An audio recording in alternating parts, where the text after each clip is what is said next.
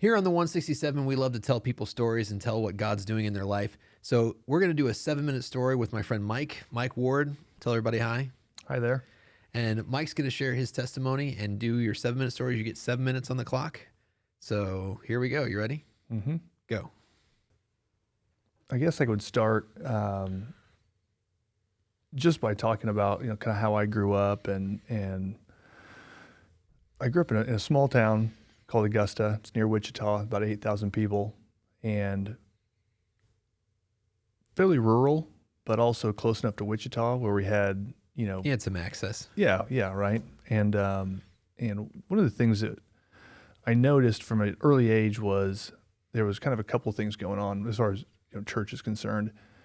Is you had people who went every Sunday and then didn't really live like it there, but they were always there, and they were pretty good people in the community. And so you kind of start to say, oh, this guy's got it figured out. And the other thing you also noticed a lot was dad stayed at home and mom drug the kids to church.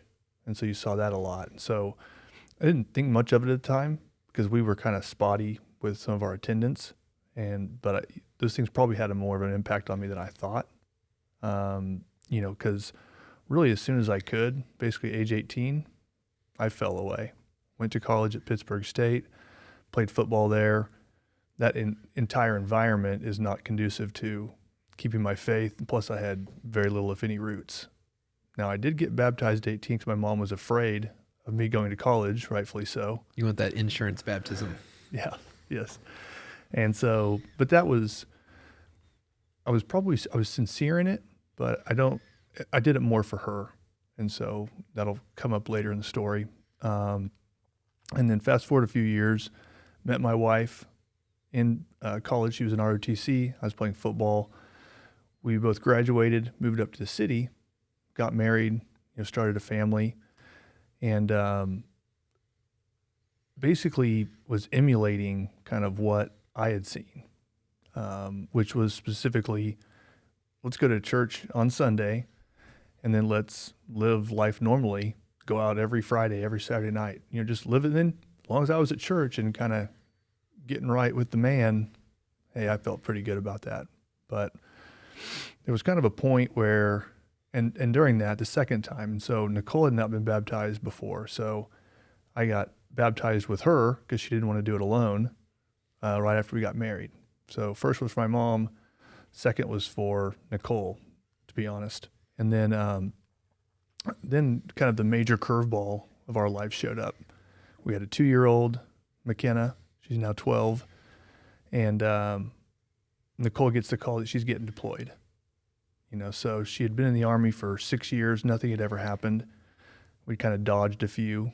But this time, she was going. And we just couldn't get out of it.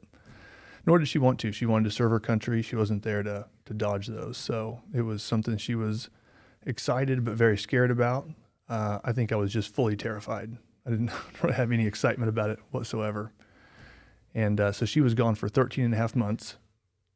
And during that time, I just was just a wreck, just now probably on the surface, like had a business, I'm juggling, I'm getting a lot of pats on the back. Oh, look at Mike. He's really stepping up his game and doing, Mr. Mom, and he's, juggling his career, and there's all these good things happening. But, in the end, internally, I was just in complete turmoil,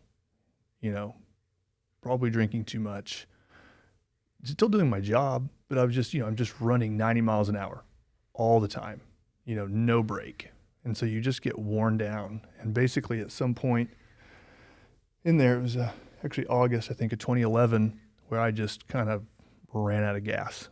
And I remember Rick gave one of the calls that he gives, and I just raised my hand. I'm like, I'm just done. This obviously isn't working. My way is completely messing everything up.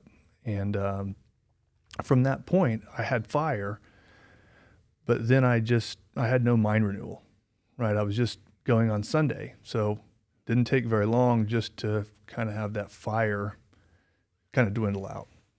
And so after that, I basically went through a period, and Nicole and I's marriage, it was probably like a lot of people's, probably in the standard American marriage, it was probably fine. We fought a little bit. We got along a lot. Had a kid. We were planning things. Things were fine, right? But nothing like they are today. And so what ended up happening was about 5 years ago, you had given a message called Stay Connected to the Vine. And that to me was right what I needed to hear when I needed to hear it. But also what I liked about it is it gave instructions, like if you're excited, because there have been multiple Sundays I'm like, man, I'm excited. And then by Monday, I'm half as excited. By Tuesday, I'm a third of that. Wednesday, it's 5%. Thursday, it's, here we go, regular. But this is like, here's what you need to do. You need to be in something daily.